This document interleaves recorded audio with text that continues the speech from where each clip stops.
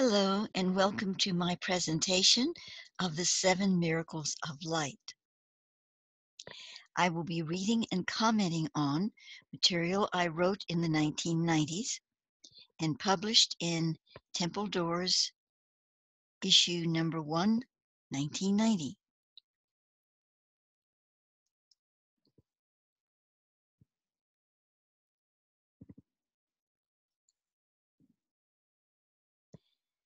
The seven miracles of light, as Thoth defines them, are the insertions of grace that will be brought into the subtle corporeal bodies of those who have chosen ascension.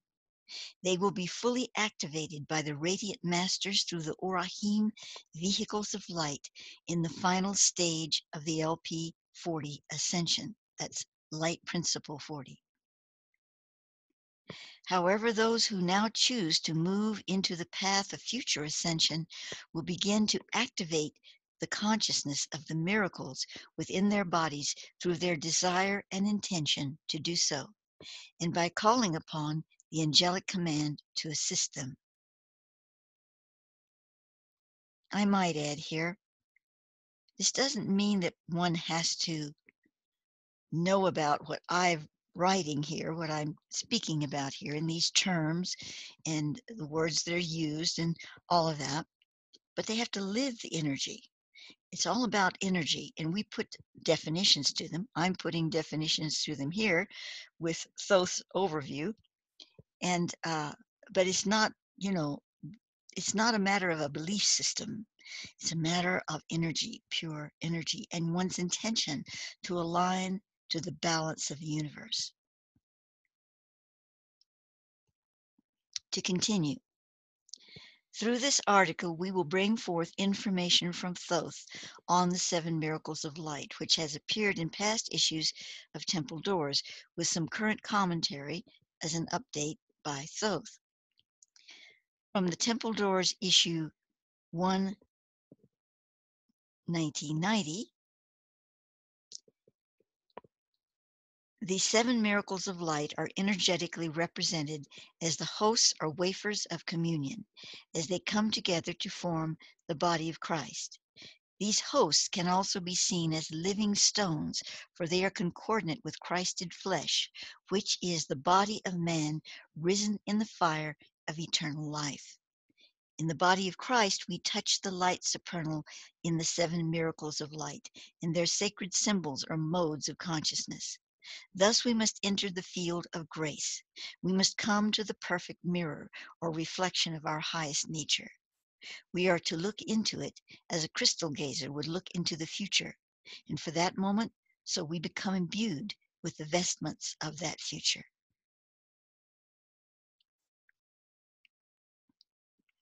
Thoth in 1997, the seven miracles of light grace the sacred tree of the Yohanin, the universal state of Yohanin consciousness, as star apples suspended at the center of the grove.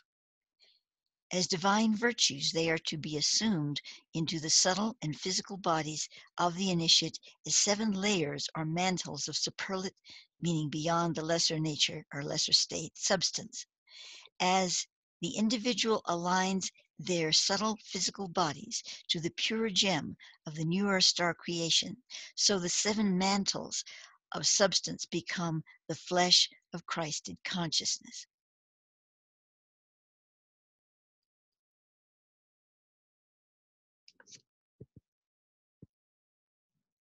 In 1990, the archangelic being Mercuriel spoke these words to me.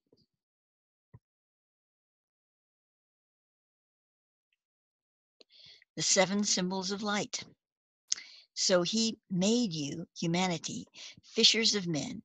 I come to make of you star fishers, to quicken the spirits of gods within as lively stones, mercy stones of the heavens, and restore the sword near the seat of the throne. You will be given the communion of his body through the seven miracles of light, so that his way will be known to you beyond the mortal banking of fires. Herewith are before you the seven symbols of light representing the seven miracles.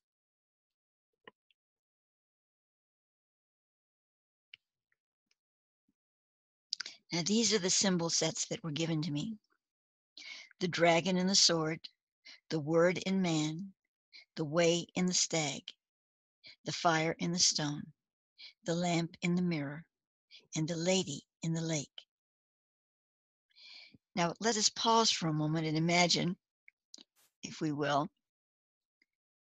Thoth and his Merkaba, that he calls Chariot of the Sun, sitting around the table and saying, well, let's see now, we need to convey this really high spiritual dynamic to our first graders.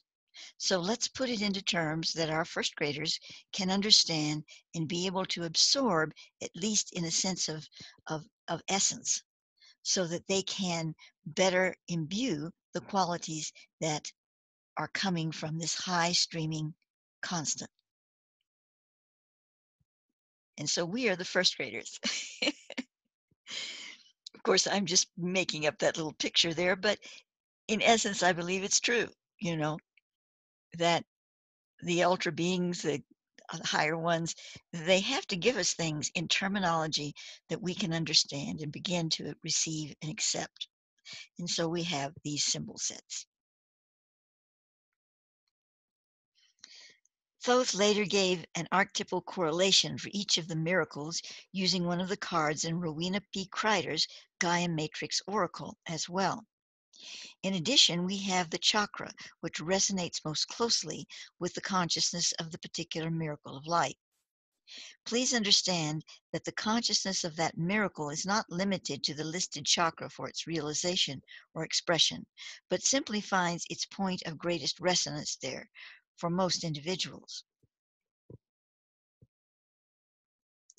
And so we begin from information I placed into Temple Doors 290, the dragon in the sword, first chakra. Thoth, the Grail Mother carries the solvent of the heart of the dragon, which is the fiery being transmuted to love, and the sword of divine mind, the intellect mastered by spirit. From the primal sea of the molten corpus, body of fire, which humanity possessed in its world creation phase, comes the tempered sword of cool strength that harbors the glinting flame of spiritual mastery. The dragon is awakened in the center of the sword consciousness, so that it can once again bring to man woman the body of illumined fire held within the balance of Alpha and Omega. The Grail Matrix is Grail Mother, Heart, Mind. I must turn a page now.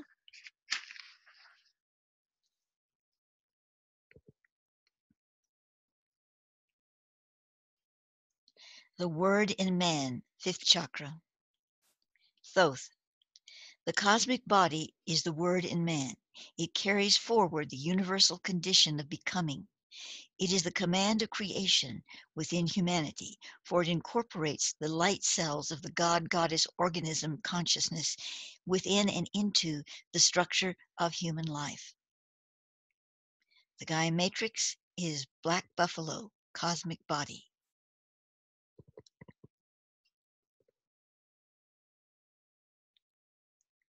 The Way in the Stag, third chakra. Thoth.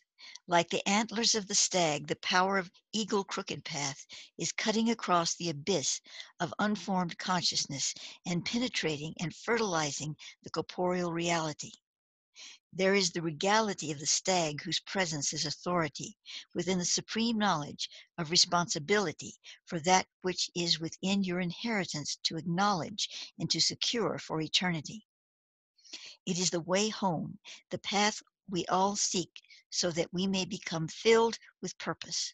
Without sight of the forest, our natal consciousness, we cannot resurrect those first moments within that must abide with the last.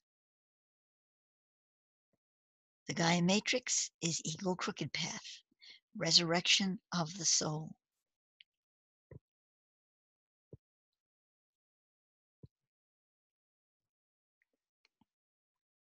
The fire in the stone, second chakra. Thoth, From the Ancient of Days, the formation of matter strikes the stone of immortality. That which abides in matter must come to dust, yet that dust is destined to become infinite light. The fire of this light is forever present in the seemingly inert stone of mortality. The Gaia Matrix, Old Earth, Formative World, Natural Evolution.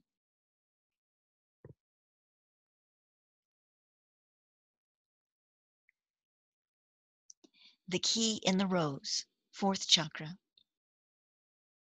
Thoth.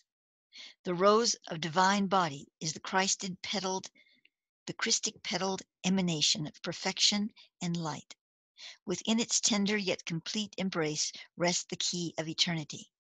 It is this aspect of gnosis which releases bondage to the thorn, karma, in order to receive the spiritual body of your true self. It is the new earth of spirit toward which we are impelled. Unlike unto the liken unto the photosynthesis of a flower, we must follow the light pearls of our atmosphere, which in turn entrances the spectrum of the universe that spirals about the thrones of the living lights, the angelic kingdoms, whose nebulas configure about the sacred center. Gaia Matrix, New Earth, Spiritual World, Spiritual Realization.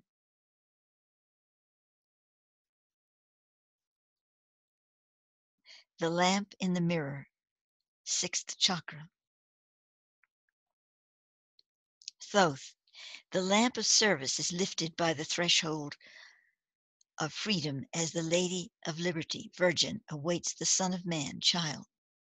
The illumination of this light is seen in the mirror of Akashic reflection, wherein humanity may enter to fathom his/her own reverberations of being through time. By joining these essences of self together, the 144,000 Enochian master number, as a strand of pearls, man-woman creates purity from the friction of time against the shore of matter. Likened unto the 7 virgins, the oil in the lamps is that crucial solvent found within self-knowledge. From this clear sight comes the ecstasy of divine birth, the lesser self giving birth to the greater self, who in the continual scheme of things is the original mother of the lesser self. Gaia Matrix, Virgin, Child, Pure Illumination.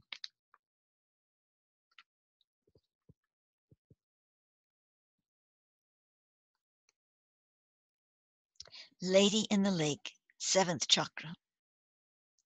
Thoth. The Lady in the Lake is the intuitive power of etheric consciousness rising up to claim its sovereignty in the divine mind inherited through the crystalline DNA helix, which has the capability to transfer light-engendered entrainment from one social consciousness to another, outside the process of physical generation. This is the science of paragenetics. It completes through the exchange of energies between the subtle bodies, not by copulation, but through the frictionless dance of light harmonics, as being responds to its own quantum of grace and freedom in multiplicity, ad infinitum. Gaia Matrix, Synarchy, Social Harmony.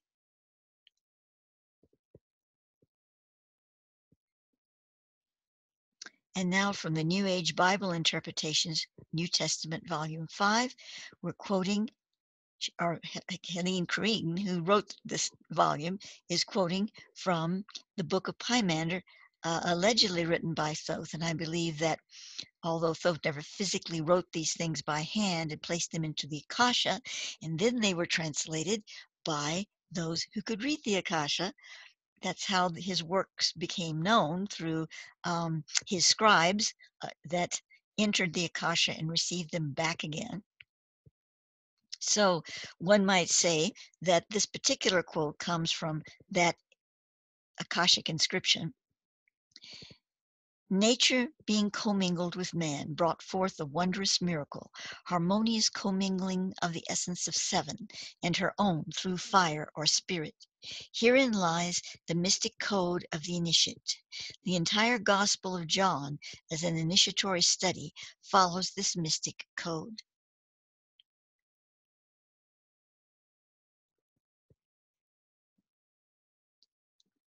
Thoth has given us the 7 miracles of light as living principles. First miracle, resolution of all separation through the harmonic of love.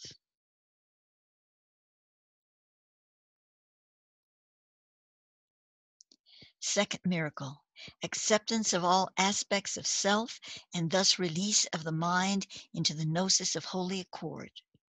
For so long as no attachments remain within the self, thought is free to become pure knowing.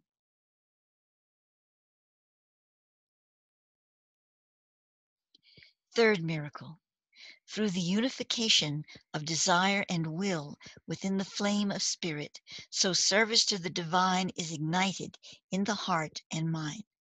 Thus the desire to serve and the will to serve are so complete, no other path exists for the servant of light.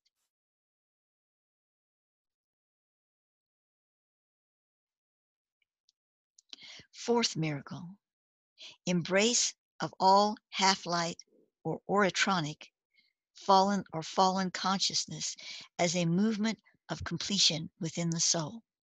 In this movement, the fallen is transformed into the resurrected.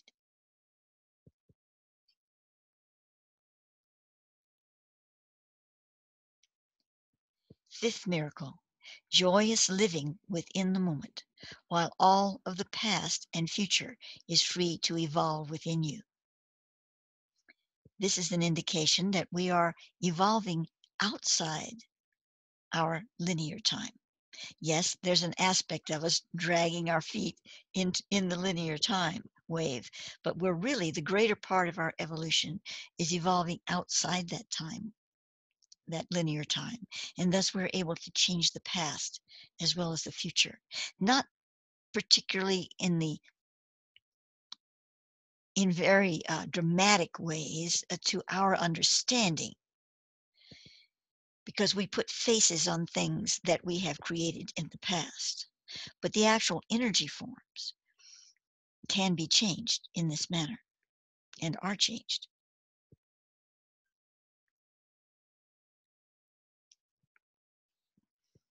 Sixth miracle, realization that you are at the center of a universal dance. You are the creator of a pageant of celebration that unfolds through your synergy with other souls, whose central dance is ever unfolding as is yours.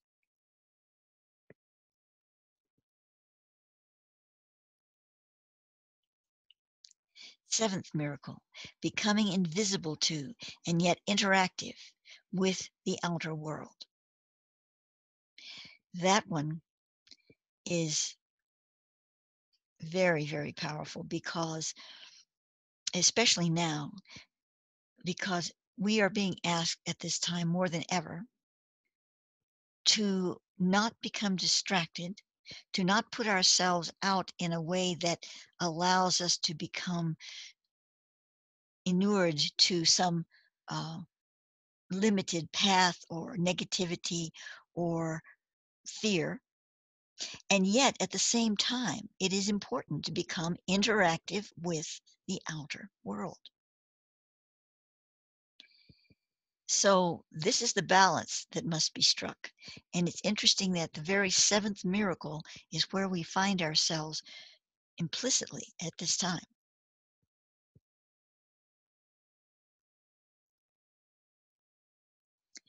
If any one of these 7 principles is completely mastered by the soul, the rest become self-revealed within that one moment.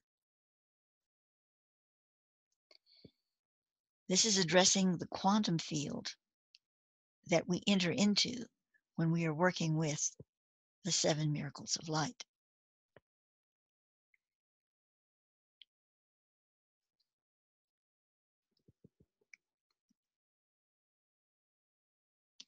Up to this point, we have been referring to the seven miracles of light primarily as archetypes and as pure consciousness potential. But now we are going to be looking at them from the standpoint of what will happen leading up to and at the time of ascension, when these pure consciousness expressions are brought into integration with the physical and etheric bodies. While we are working diligently to integrate higher consciousness into our physical beingness now, and will continue to do so right up to the ascension, Thoth indicates that the consciousness of the seven miracles of light, that the consciousness the seven miracles of light represent, may not be physically integrated at that level before the LP40 ascension process gets underway. However, now I'm going to have to turn a page. However, some souls will fully form the light body mandala prior to ascension, and some very few will actually take the ascension before the rest of the planet as well. From Temple Doors, issue 290. The Imstra is the molecule of light that is being sent through the Metatronic spiral, built as a house of light from the miracles of light, to become an etheric molecule in the DNA RNA helix of humanity. This is the molecule of the Christ body within us, being brought into manifestation within our matter body. The geometric for the Imstra is a double octahedron. With the doubling of the octahedron, two octahedrons touching at the one each of their main axis apices. Okay, well, I'm not even going to try to say that again. A centrifying axis is created at the juncture, this being the actual seed dynamic of the molecule, the grail of the body's questing for the light communion. It is at the center of the Imstra that the consummation of light and matter abides.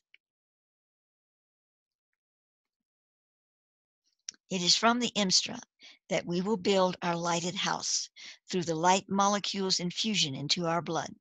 From this transformation will arise the sapphire, which is SAF-FIRE, which is the sapphire, SAPPHIRE, blood of angels within the daughters of men. Thoth in 1997. The seven miracles of light are the grace interface between the imperfect flesh and the radiant flesh. Thus, as the imperfect begins to know the rarefied consciousness of God, so the miracles of light bridge the chasm between the two, lifting the pain of that knowledge from both the subtle bodies and the cells. As the human body receives the Imstra, so the light body mandala will begin to form, which will create radiant sheaths of light composed of the miracle flesh. The Dovine mantle is a consciousness precursor of this body of Christ. The Dovine mantle is elaborated upon in my written material of the 1990s and my more recent video series on the 11th gate of the star, which can be found in the Kyi'Ra portal.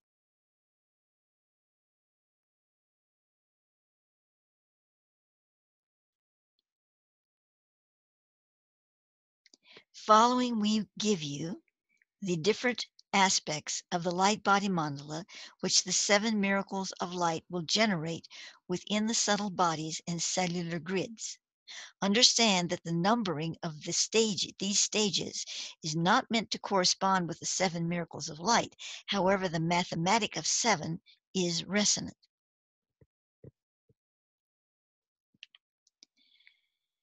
The flowering of the heart, a budding movement of spirit in the heart that overcomes all mental prisms and expands to embrace pure knowing. It will unfold as a rose lotus in the center of the heart ascension.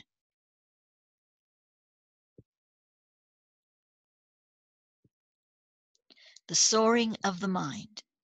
an experience of ecstasy within the mind which frees and uplifts the thought on exalted wings of light.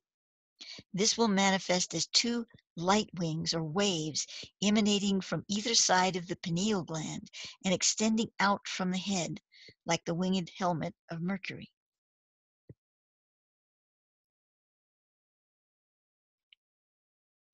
The formation of two whirls of light energy. These will come together in the solar plexus, from whence they will extend to the third eye, one whirl, and to the base chakra, the other whirl. These are called Korpala, the twin flames of life and resurrection. They represent the perpetuation of eternal life, firing the body as it becomes one with the soul.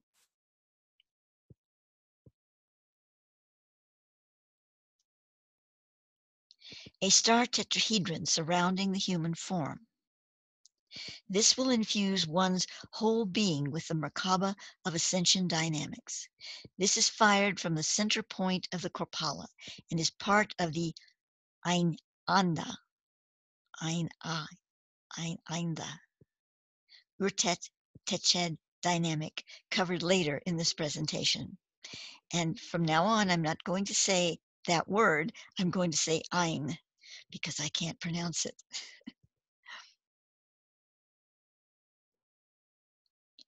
The manifestation of the Grail cup in the throat. This is an expression of the Word of God in the body of man. This dynamic also spawns an infinity 8 loop or limniscate above the crown chakra.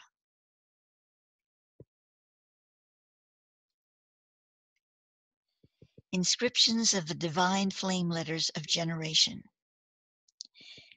These inscriptions will link the individual to his/her creation star and resonant angelic races, and will be given in the palms of the hands and the soles of the feet. This encoding creates a conic spiral wave geometry from the hands that spiral into the planet between the feet and connects into the Holy of Holies at the center of the earth.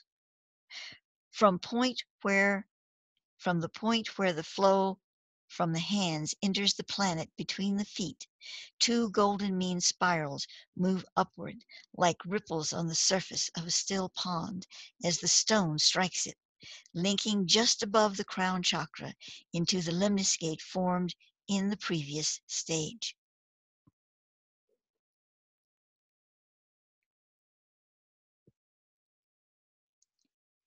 The formation of a palette of rainbow transducers. These are formed in the shape of an inverted triangle extending from the third eye with the point touching the nasal opening into the throat. Resonating above this palette at the third eye level is a circle of light surrounding the head as a halo. This circle contains the free-flowing integration of the palette's light codes generated through the crown chakra.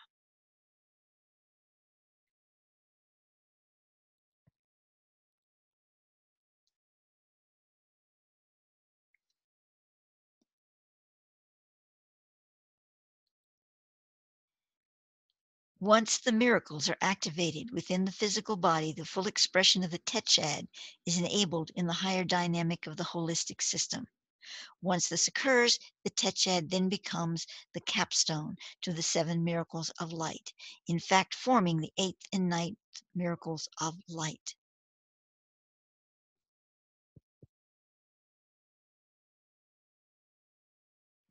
The 8th octave, and also miracle, but I felt guided here to call it an octave. The formation of synchronistic rhythm throughout the Corpus Christi, created by the 7 miracles of light. This is the light pulse of divine coalescence through which the living corpus arises. 9th octave, the complete pattern of the Christosophos, which is the uncrucified Christic body, containing the rarefied sapphire blood. The sapphire blood springs forth from the fountain of the Grail in the heart of man, crystallizing the cells of his fortune. These cells become bright, perfect branches of frozen crystalline light, each a microcosm of the new heaven and earth, each one like a temple unto itself. This strikes me because I have seen these creatures, these frozen light beings, crystalline light beings, and I did not see them in the Akasha or with my third eye. I saw them in a microscope some 6 or 7 years ago. My colleague here in Crestone, William Bueller, who has recently transitioned, began having his blood tested here by someone who's a homeopathic person, and to the tester's amazement, Bill had these crystalline things in his blood. And he said he'd never seen anything like that before. Maybe he said one time, long time ago, he saw it once, and that was it. And so Bill continued to have his blood tested, and these crystalline things continued to show up and in different forms. So then some of his synergy group that he worked with, all persons that were with him for years working with these energies, came and had their blood tested, and they had the crystals as well. And then, as years progressed, this homeopathic tester started finding the crystals in other people's blood. He tests blood all over the world, and he was finding it popping up, not in everybody, but here and there, it was starting to show up in other places.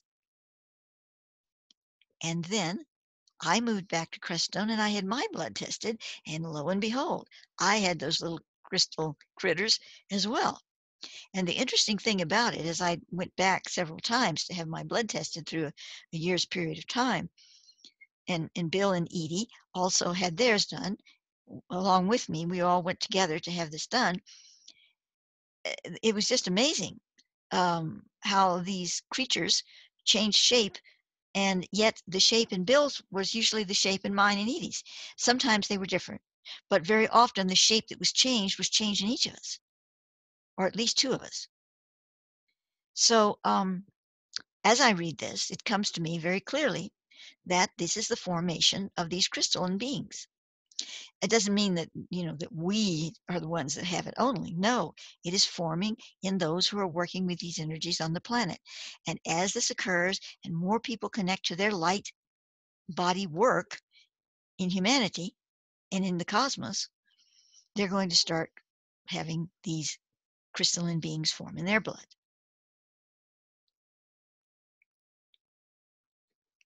And then more recently, last year, Thoth alerted me to the creation of the Christosophara elixir, which he had me, mix a few little sacred oils together, nothing fancy, and put it on the altar. And then it was charged with the Christosophara, which is connecting to many things. I won't go into all of that.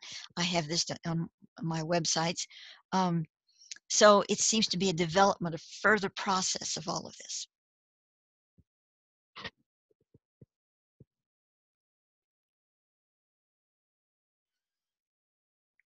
And let me turn a page again. Oh, I did not read something that I should have read, so I'm going to go back to the 8th octave. So let's go back to the 8th octave, the formulation of synchronistic rhythm through the Corpus Christi created by the 7 miracles of light. This is the light pulse of divine coalescence through which the living corpus arises. And then Thoth says of this, as the rhythm of Christic celebration spills forth from the grail, or the harmonics of virtue, so it presents its sacred passage through the sacrifice of its old form in the recalibration of logos to achieve pure image consciousness. Herein is the truth of one's totality. It is your face in the mirror of the eye of God. Through the synergistic unity of the 7 is transposed the image of Christ upon the death shroud of the old earth consciousness. From this passage, the new earth is quickened within the matrix of radiant rebirth. The Gaia matrix corollary is white buffalo, confession, opening, passage, and truth. And so now we go back to the 9th octave, which I just read you, about the sapphire blood. I'm trying to turn the page here sort of unsuccessfully. Is this it? Yes. Excuse me. Here we go.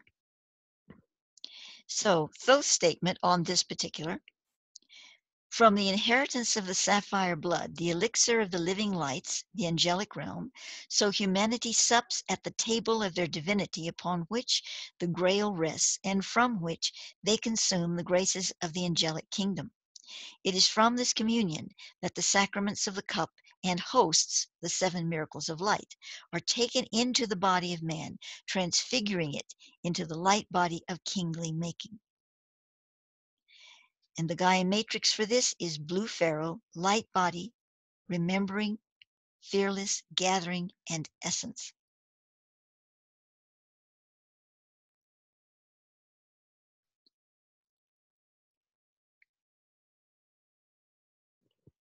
So, the Teched or Isis eye within the physical form actually has 2 components, which are formed by the eighth and ninth miracles of light. Before the Teched, and thus the capstone, including the 8th and ninth miracles of light, can be overlaid upon the body, first the 7 miracles must be integrated and the star tetrahedron must be completely formed, yet it does not necessarily have to be activated before the Teched is put into place. The star tetrahedron is actually to become the eye of the Isis eye, but not until the Teched overlay is accomplished. It is the seed sapling upon which the Teched can be grafted. I'm going to pause for a moment. The Isis eye, Thoth also calls the Areopax, and this is something that is the core to the whole Mysterium teachings that I put forth from the Thoth Akasha. I won't go into great detail on that because it is a complex subject, but basically it is the nodal frequency and the stability vector for all portals: portals within the body, portals within the earth, portals within the cosmos, portals within everything. And it has the ability to change shape as it flies, as it flutters. The geometry will change shape. There's a specific shape that is its platform, shall we say, but it moves in and out of that platform to perform various functions. And one of these functions is the Teched. So, to continue. The first phase development of the star tetrahedron around the body is the Ain. Remember that word I can't pronounce. This star tetrahedron is the same as the one which is formed from the Star of David placed around the body, which is then boosted into the star tetrahedron through the introduction of a vertical vibrational waveform by the Masters of Light. The Ain is formed at the point of the solar plexus where the Korpala, or 2 whirls of light, meet in stage 3 of the light body mandalas formation given previously. Yet it is not formed there completely until all 7 miracles are in place within the body. Once the streaming of the tongues of the dove, or divine flame codes of the sun spirit, are activated within the 4444 Stargate dynamic of the physical ascension process, these flame codes will penetrate the Ain star tetrahedron and move into the rose lotus of the heart, and from there throughout all other centers of the body. As the entire body becomes suffused with the tongues of the dove, the left hand of Yahweh will spin in the 7 chakras and then become the right hand of Yahweh. This hand is the greater godness template of master control within the fallen counterpart of the Adam Kadmon. In its left position, it establishes frequency and pattern within that fallen zone in order to protect and enliven the seed of God. In its right position, it breaks the pattern free to rejoin the full continuum, and in doing so, reestablishes the proper communication with the complete Adam Kadmon template. In the center of each hand is a human-looking eye. As the left hand spins and becomes the right hand, there is a moment where these 2 eyes where there are 2 eyes instead of one. A bifocal point has been achieved. Then, as the spin continues and quickens, the left eye becomes the right eye. Within the bifocalized moment, the pattern of light in matter is free to choose its direction. If it chooses the right-hand path, so it moves completely into the right-hand activation. If it chooses the left-hand path, it will fall back when the right hand appears and be transported to a lower evolution than it was in previously. This is the key dynamic of the ascension that will determine which souls will be taken up and which will be left behind. This is the point where things can get really interesting. Thoth indicates that even though a soul may have chosen ascension from the level of their higher self, that in the moment of bifocalization, the soul can potentially choose to not go via choosing the left hand path. Likewise, there can be souls who were the sleepers and walkers, who might in the last moment have that deep inner insight that allows them to be moved into position for the ascension. And if they choose the right hand path, they go into the newer star. Even here, however, these souls must have some level of light body formation and have some of the seven miracles of light partially inherent in their cellular and etheric grids in order for the masters, angelics, and other souls coming back through the 4444 Stargate after completing their own ascension to be able to assist them through the portal. For those who quicken to ascension at the final hour, there will be tremendous assistance and many grace factors given to help them catch up in an instant with the portion of the seven miracles of light they haven't yet integrated, so they can generate the light body mandala to a high enough degree that the Ayin Utet Teched dynamic can be completed. While some of these peripheral occurrences will be relatively rare, it must be stated that the possibilities do exist. Now, before I continue, let's go back to some of this about the right hand and the left hand, first of all. The left hand path is one that keeps us in the flow here on earth. It protects us to a degree and helps us to align, to synchronize, um, to absorb the nutrients of this world to the highest degree possible for our current evolutionary pattern. With the karmic factors weighed into that. Without the properties of what Thoth is calling the left-hand path, we would literally be swung into outer space. And I don't necessarily mean our physical bodies, although that's possible too, but our whole essence and being and consciousness. We have to have a collective envelope that helps us to organize and stay secure. That is the left-hand path. However, when we reach the point where we need to be born into the newer star, the contractions begin.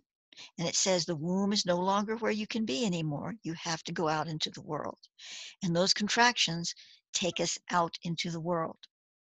And that is when we have to break the membrane, the placenta, and move through the passage, through the right hand path. We have to leave behind the securities of the left hand path. And that's where some souls may have some difficulty.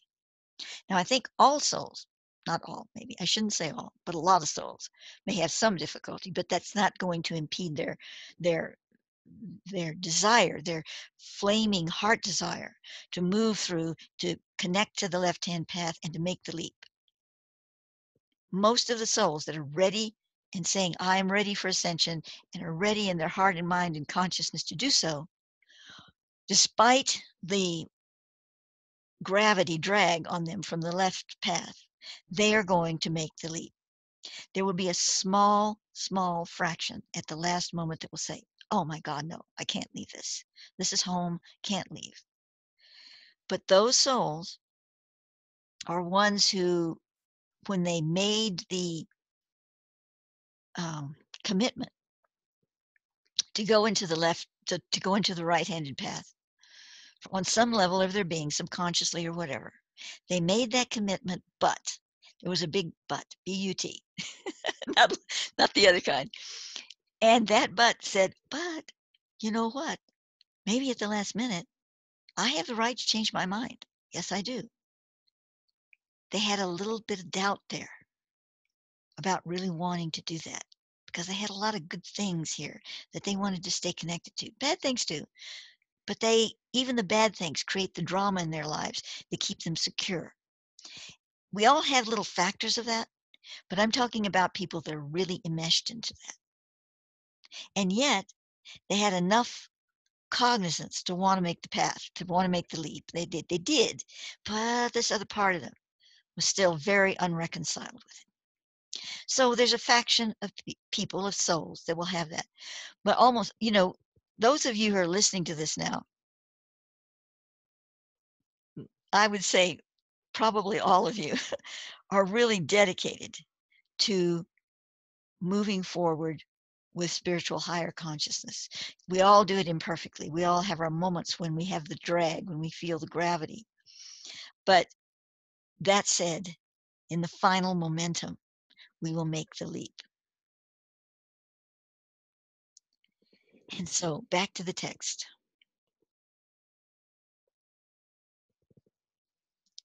For those who choose the right-handed path, that will be the moment when the Techad is overlaid and activated, and the star tetrahedron will move upward from the solar plexus and into the heart along with the activated Techad.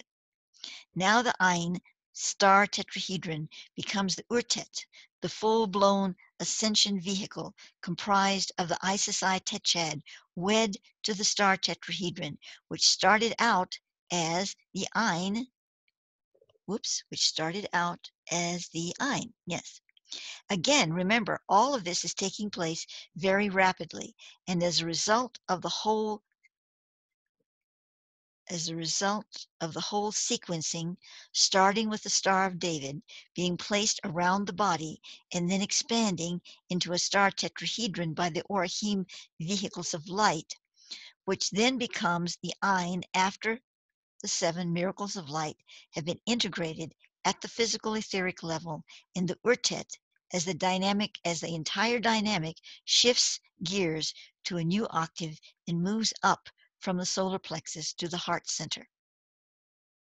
Now, I know that's a lot to take in, and I can't even follow it all, but it's something to realize that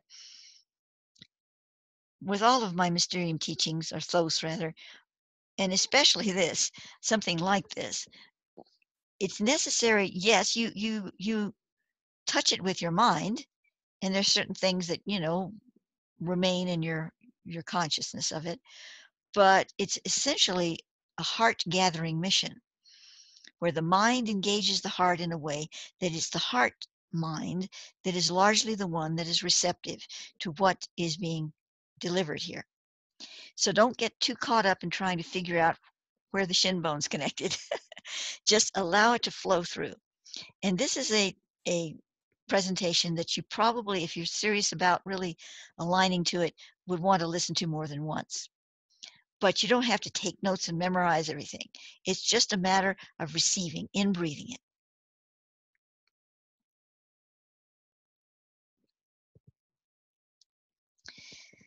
In the final summarization of the Techad, the 2 phases of the dynamic are the Isis I areopax first forming through the solar plexus, and the Isis I areopax then moving up to and quickening in the heart along with the Ein. So simply broken down, that's what it's all about. Once both phases of the Techad have been completed, the 8th and 9th miracles are then also brought into expression within the subtle body, and the Urtet is then fully active, which allows the physical body within it to be absorbed into light and transported through the ascension gate. We must understand that the 7 miracles of light are steps to manifestation of the mandate of the violet flame for the unification of the fallen human form soul with the pure Adam Kadmon. They are true miracles because they are part of the dispensation offered to the current earth and her human races by the Lord Michael. Without the miracles of light or their parent, the mandate of the violet flame, the earth and its children would vanish as evolved God aspects and have to be reborn in another universe through the primal patterns of evolution inherent there. What Thoth is really saying is that, in the process of ascension, when some are left behind, it's only a temporary left behind. They're going back to a previous evolutionary stage that is comfortable to their soul, or their soul as it incarnates evolution. However, if the whole gizmatch was wiped away, in other words, without the miracles of light or their parent, the mandate of the violet flame, this dispensation, this whole field of experience that we are living here would completely be erased. Not only the field itself, but as God evolved aspects, we would be resorted, shall we say, and placed into an entirely different universal field that would be very subliminal. It would be down into the primal state, and we'd have to start all over again. So it's different from just not making the grade this time around. We would have a longer process of resubstantiation. Whereas those on the earth field that are just, not choosing to go through the portal at this time, they're still going to get there, but they're going to have to go down a notch and kind of work through up again. And that sounds like a long time, I know, but that's through our linear thinking. This other thing, I'm kind of being corrected by Thoth as I speak about it here, is not about time. When I say, oh, it takes so long in this other universe, no, it's not really about time, because time is a no thing outside of the field of reference that we call linear time. But it has to do with changing whole evolutionary stances. And those who have given us this dispensation do not wish to see that happen, not only for our sakes, but for the whole program of life that they are facilitating.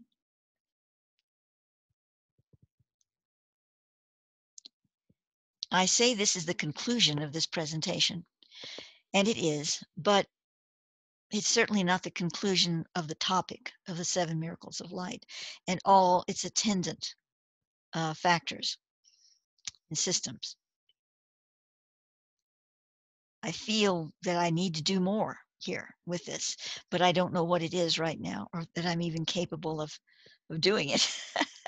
So for now, this is the conclusion. We'll see what happens next. So I wish to thank you so much for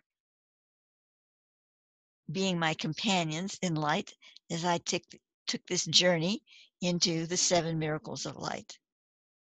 Thank you for listening.